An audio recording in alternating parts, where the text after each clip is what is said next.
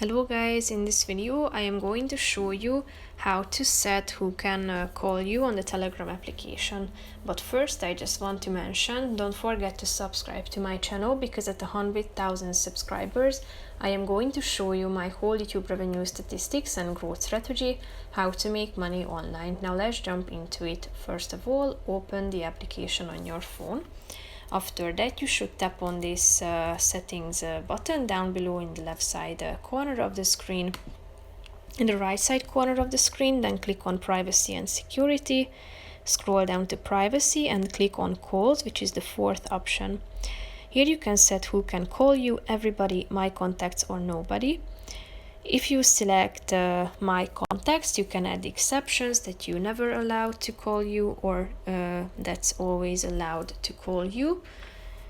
And you can also set the peer-to-peer relay calls, and basically that's it for this video, guys. See you in the next one. Bye bye.